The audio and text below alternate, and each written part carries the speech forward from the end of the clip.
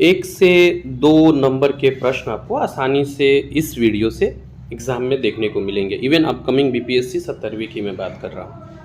अगले 20 मिनट में हम लोग 50 साइंस के ऐसे प्रश्न करने जा रहे हैं जिनके एग्ज़ाम में आने की संभावना बहुत ज़्यादा है, और ऐसे ही कम समय में ज़्यादा और महत्वपूर्ण कंटेंट आपको प्राप्त करना है। चैनल को सब्सक्राइब कर लीजिए और जुड़ जाइए हमसे।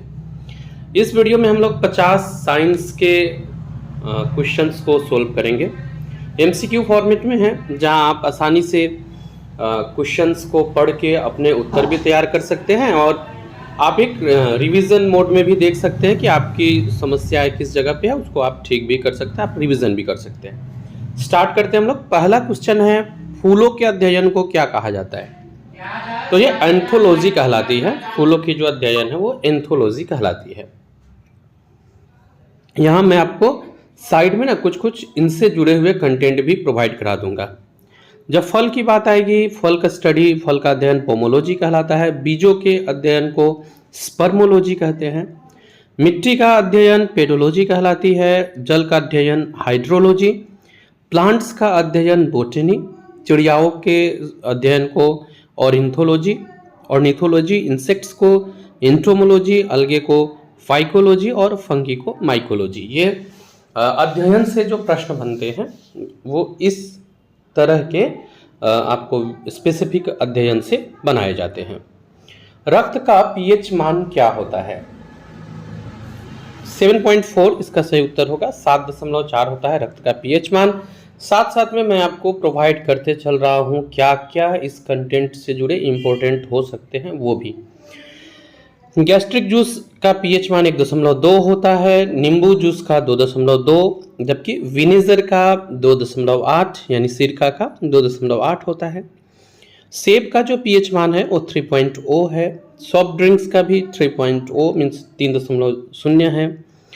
टमाटर का 4.5, मानव लार का 6.4, जो वर्षा का जल होता है 6.5, दूध का 6.8, जो प्योर वाटर होता है ये उदासीन होता है 7.0, ह्यूमन ब्लड 7.4, बेकिंग सोडा 8.3 और मिल्क ऑफ मैग्नीशिया। अगला है क्वेश्चन हमारा, हीमोग्लोबिन क्या है? तो हीमोग्लोबिन क्या होता है? प्रोटीन, कार्बोहाइड्रेट, फैट या विटामिन? तो हीमोग्लोबिन एक प्रोटीन है। वह विटामिन जिसका निर्माण हमारे शरीर में सबसे तेजी से होता है। कौन सा विटामिन है जिसका निर्माण हमारे शरीर में सबसे तेजी से होता है? सही उत्तर हो जाएगा आपका, हमारा शरीर जो सबसे फास्ट निर्माण करता है विटामिन्स में वो होता है विटामिन डी। बहुत तेजी से हमारे शरीर में निर्मित होता है। नेक्स्ट क्वेश्चन पे आएंगे हम लोग। न केवल क्वेश्चन बल्कि उससे जिस तरह के प्रश्न बन सकते हैं ना वो भी आपको इस वीडियो में अवेलेबल करा रहे हैं। पृथ्वी का पलायन वेग क्या है? पलायन वेग मीन्स गुरुत्वाकर्षण वेग को जो क्रॉस कर जाए, तो ये 11.2 किलोमीटर प्रति सेकेंड है। निम्नलिखित में से कौन सा युग्म सही सुमेलित नहीं है? तो ये जो टैकोमीटर है ये दाब के अंतर को बताने का काम नहीं करता है, ये गलत है आपको।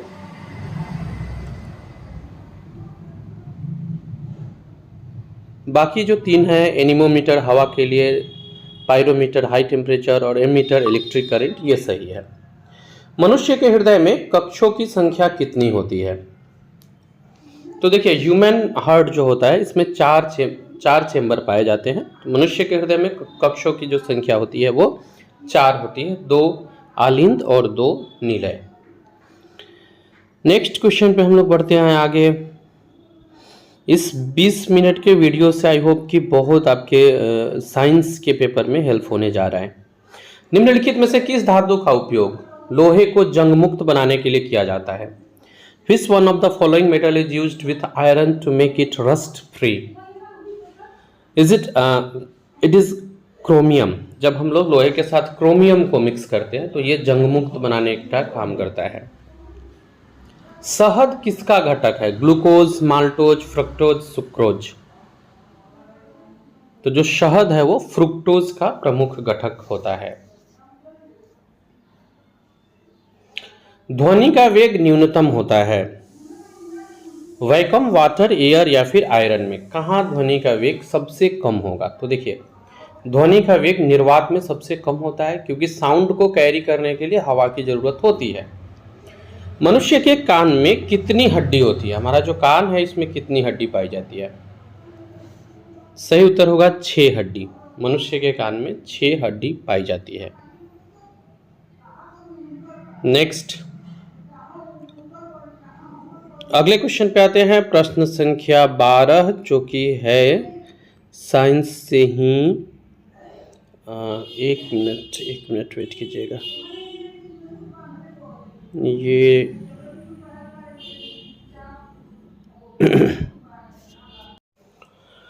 अगला क्वेश्चन है, a satellite is kept moving in its orbit around the earth due to its, कौन से फोर्स है जिसके कारण उपग्रह पृथ्वी के चारों ओर अपनी कक्षा में घूमता है? तो ये सेंट्रीपेटल फोर्स है जिसके कारण उपग्रह जो है पृथ्वी के चारों ओर कक्ष में घूमता है। मेलबोमियन ग्रंथि ये कहाँ मिलेगी?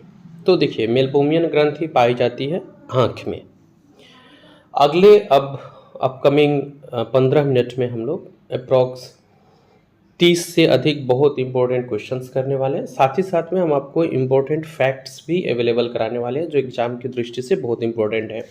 एक वो जो टेबुलर फॉर्म में हम लोग लिखते हैं या बहुत इंपॉर्टेंट को जो एक जगह नोट करते हैं, वो भी मैं आपको अवेलेबल कराऊंगा। उस कंटेंट से जुड़ा हुआ कुछ है तो स्टेट पीसीएस यूपीएससी वगैरह का प्रिपरेशन कर रहे हैं, चैनल को सब्सक्राइब करके जुड़ जाइए और आप लगातार प्रश्न को सोल्व करते रहे, अपने स्कोर को बताते रहे। और अगर आपको लगता है किसी टॉपिक पे वीडियो बनना चाहिए, बिल्कुल बताइएगा, मैं उस पर वीडियो बनाने का प्रयास करूंगा। निम्नलिखित में से कौन सा अंग मलेरिया से प्रभावित होता है? तो हमारा जो स्प्लीन होता है, प्लीहा, ये प्रभावित होता है मलेरिया से। निम्नलिखित में से किस पदार्थ का उपयोग कृत्रिम वर्षा के लिए किया जाता है? विच of the following substance is used for artificial rain? सही उत्तर होगा आर्टिफिशियल रेन के लिए सिल्वर आयोडाइड का प्रयोग किया जाता है। Silver iodide is used for artificial rain.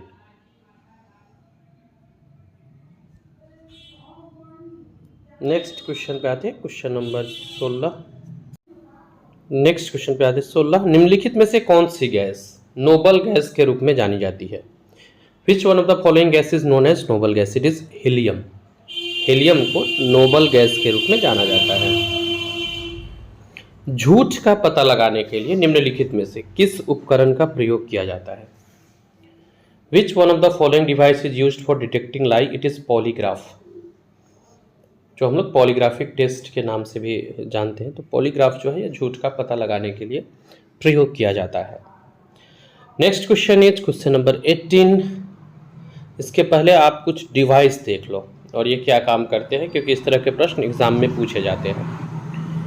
Device used to measure humidity, आर्द्रता को मापने के लिए हाइग्रोमीटर, इलेक्ट्रिक करंट को मापने के लिए अमीटर, रेडिएशन जो होता है इसको मापना है तो गीगर काउंटर, ब्लड प्रेशर के लिए स्फाइग्मोमैनोमीटर, नॉर्मल एटमॉस्फेरिक प्रेशर के लिए बैरोमीटर और अर्थक्वेक के लिए सीजोमीटर का प्रयोग किया जाता है।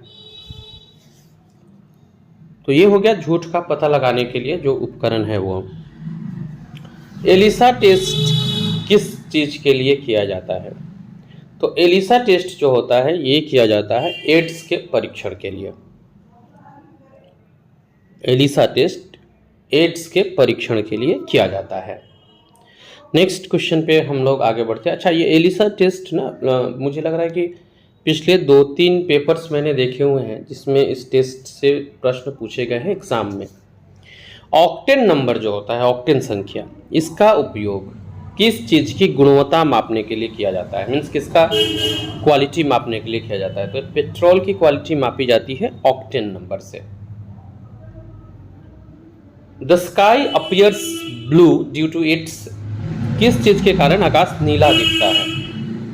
स्कैटरिंग ऑफ लाइट, ये जो है स्कैटरिंग ऑफ लाइट, प्रकाश के विकिरणन के कारण ये आपको आसमान नीला दिखता है। बेकिंग सोडा को रासायनिक नाम में क्या कह के बुलाएंगे? सोडियम बाइकार्बोनेट, ये हो जाएगा बेकिंग सोडा का रासायनिक नाम, यानी कि नंबर सी। अच्छा, रासायनिक नाम से भी ना प्रश्न बीपीएससी ने पूछे हुए हैं। पिछले आप देखेंगे 68वीं 69वीं 70वीं इन सब में देखने को मिले हैं। तो देख लेते हैं हम लोग कुछ। वॉशिंग सोडा को सोडियम कार्बोनेट बोलते हैं, ब्लीचिंग पाउडर को calcium hypochlorite, plaster of Paris जो है वो कैल्शियम सल्फेट हेमीहाइड्रेट होता है, यूरिया जो है वो कार्बामाइड है, कॉमन साल्ट है सोडियम क्लोराइड, ड्राई आइस यानी सूखा बर्फ कार्बन डाइऑक्साइड को बोलते हैं, जिप्सम कैल्शियम सल्फेट डिहाइड्रेट होता है, और ग्रीन विट्रोल जो है वो फेरस सल्फेट को कहा जाता है। तो ये कुछ इंपॉर्टेंट रासायनिक नाम है। रासायनिक नाम से प्रायः प्रश्न देखने को मिले हैं। Which of the following device is used for converting alternative current into direct current, AC to DC change करने के लिए किस उपकरण का प्रयोग होता है? तो ये होता है रेक्टिफायर, जो अल्टरनेट करंट को डायरेक्ट करंट में बदलता है। चूना पत्थर किसका रासायनिक नाम है? Chemical name of limestone, teach calcium carbonate. कांस्य एक मिश्र धातु है। Bronze is an alloy of copper and tin. तो कॉपर एंड टिन का जो मिश्रण है वो कांस्य के रूप में प्राप्त होता है। देख लेते हैं इसमें कुछ एलॉय है और उसका कंपोजिशन है। स्टील का कॉपर Fe निक, देन स्टेनलेस स्टील का Cr Fe Ni, solder Pb plus Sn, bronze का Cu और Sn है, ब्रास का Cu और Zn है, Cu Zn Sn मिलके गन मेटल बनता है। जर्मन सिल्वर के लिए Cu Zn के साथ Ni को ऐड किया जाता है। नाइक्रोम के लिए Ni Cr Fe, मैग्नीशियम के लिए Mg प्लस Al, और ड्यूरालुमिन के लिए Al plus Mn plus Cu। ये कॉम्पोजिशन है हमारा। निम्नलिखित में से कौन सा विटामिन पानी में घुलनशील है? Vitamin AB, BC, CD, AK। तो BC जो है ये पानी में घुलनशील है, क्योंकि हम लोग कीड़ा वाले KEDA, पिछली वीडियो में मैंने चर्चा किया था, कीड़ा वाले ट्रिक से हम लोगों ने याद रखा था कि जो वसा में घुलनशील होता है वो कीड़ा होता है KEDA। तो फिर B और C बचा, जो यहाँ उत्तर होगा। दूध का घनत्व किसके द्वारा मापेंगे? तो ये लैक्टोमीटर द्वारा हम लोग डेंसिटी ऑफ मिल्क को मेजर कर सकते हैं। नेक्स्ट क्वेश्चन पे आते हैं। इसके पहले कुछ आपको उपकरण में बता देता हूँ। डिवाइस जो मिल्क की मात्रा को बताता है, फैट कंटेंट को मिल्क में, ये ब्यूटीरोमीटर होता है।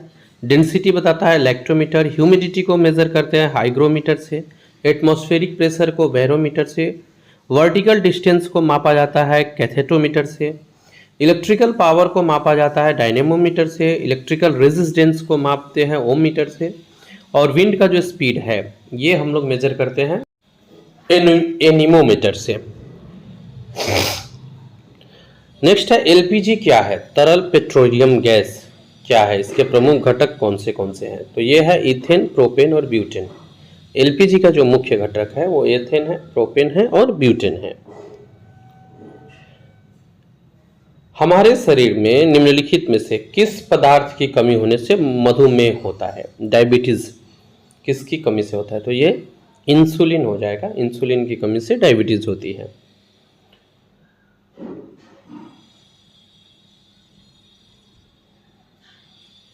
अगले प्रश्न पर आते हैं। हीमोग्लोबिन लाल रक्त कोशिकाओं के अंदर का प्रोटीन है जो वहन करता है। Haemoglobin is the protein inside red blood cells that carries oxygen, carbon dioxide, nitrogen और ozone. The correct answer is oxygen. तो हीमोग्लोबिन जो है वो लाल रक्त कोशिकाओं के अंदर का प्रोटीन है और ये जो वहन करता है, इनसे जो ट्रांसपोर्टेशन करता है वो ऑक्सीजन का करता है। इम्यूनोलॉजी के जनक के रूप में किसे जाना जाता है? Who is known as the father of immunology? Edward Jenner को इम्यूनोलॉजी के जनक के रूप में जाना जाता है। Father of electricity Benjamin Franklin. Father of evolution Charles Darwin. Father of genetics याद रखिएगा George Mendel. Father of bacteriology Louis Pasteur. Father of blood groups Landsteiner. Father of botany Theophrastus और father of blood circulation it is William Harvey. So ये है immunology के जनक के रूप में इन लोगों को, इम्यूनोलॉजी के जनक के साथ साथ हम लोगों ने कुछ एक्स्ट्रा जो फादर ऑफ साइंस से रिलेटेड है वो हम लोगों ने कलेक्ट किया। प्रकाश का वेग किसमें सबसे अधिक होगा? डायमंड, वाटर, वैक्यूम या हाइड्रोजन? पीछे हम लोगों ने साउंड पढ़ा था। साउंड को कैरी करने के लिए हवा की जरूरत होती है, प्रकाश को किसी चीज की जरूरत नहीं होती है, तो वैक्यूम में सबसे ज्यादा इसका स्पीड होता है। अम्लीय वर्षा पर्यावरण के प्रदूषण के कारण होती है। अम्लीय वर्षा जो होता है पर्यावरण के प्रदूषण के कारण होती है। किस चीज के प्रदूषण के कारण? तो नाइट्रस ऑक्साइड और सल्फर डाइऑक्साइड के कारण। निम्नलिखित में से किस तत्व का उपयोग सौर कोशिकाओं में किया जाता है? Which one of the following element is used in solar cells? तो ये सिलिकॉन का प्रयोग किया जाता है सोलर सेल्स में। गोल्डन चावल, golden rice is a rich source of dash. Golden चावल जो है वो किसका समृद्ध स्रोत है? तो सही उत्तर होगा विटामिन ए का। विटामिन ए का जो और सोर्स होता है इसको रेटिनॉल नाम से बुलाते हैं। लीवर है, liver oil, fish, carrot, milk, spinach and fruits. Fruits में पपाया एंड मैंगो, ये पपीता और आम विशेष रूप से। विटामिन बी1 जिसे थायमिन बोलते हैं, ईस्ट, दूध, ग्रीन वेजिटेबल्स, ये होता है इसके लिए। विटामिन बी2 के लिए जिसको राइबोफ्लेविन कहते हैं। सोयाबीन सबसे अच्छा स्रोत होता है, ईस्ट है। एग का जो वाइट वाला पार्ट है योक वो है। मिल्क, लीवर, किडनी, इसको ये इम्पैक्ट करता है। विटामिन बी3 जो है वो नियासिन कहलाता है। ग्रीन लीफी वेजिटेबल्स जरूरी होती है। विटामिन बी5 के लिए मशरूम, एवोकेडो अच्छा सोर्स है। और विटामिन बी6 यानी कि पायरिडॉक्सिन के लिए मीट, सीरियल्स, मीट, मिल्क, ये सब महत्वपूर्ण सोर्स है। जो निम्नलिखित में सबसे हार्ड है, सबसे कड़ा है, it is diamond. Question number 36।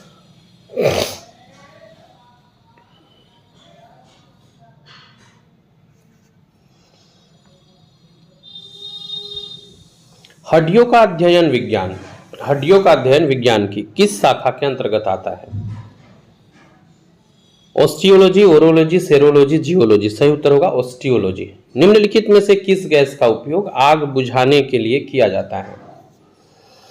Which of the following gases is used for extinguishing fire? Carbon dioxide इसका सही उत्तर हो जाएगा।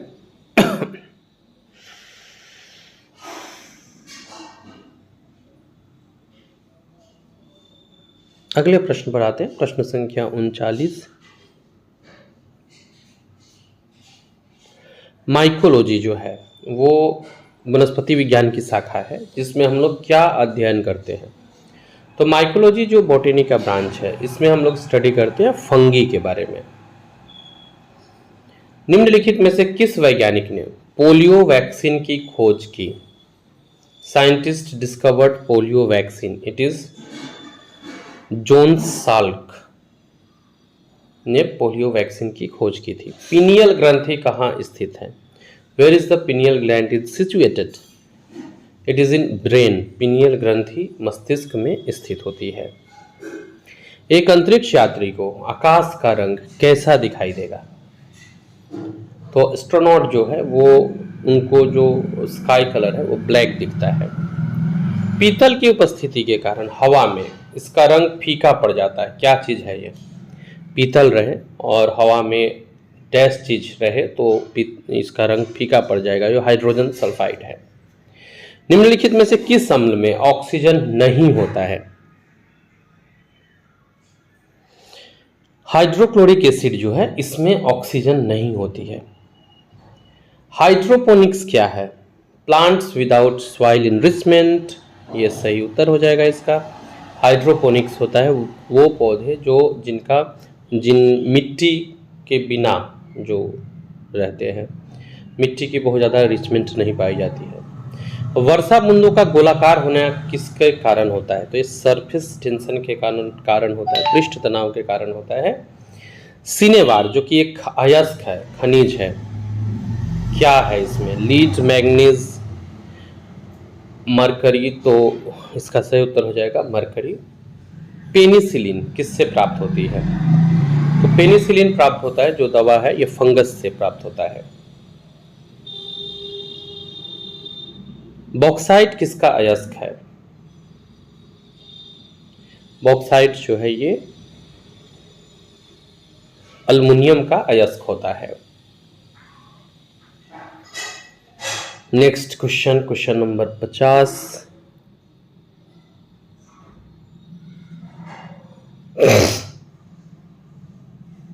पीतल किसकी मिश्र धातु है? Brass is an alloy of copper and zinc. तो कॉपर एंड जिंक से पीतल बनी हुई है। ये 50 प्रश्न हैं साइंस के जो हम लोगों ने यहाँ सोल्व किए, और ऐसे ही इम्पोर्टेंट वीडियो के साथ मैं आपसे मिलता रहूँगा। फिलहाल इस वीडियो के लिए इतना ही, मिलते हैं हम लोग अगले इम्पोर्टेंट वीडियो में।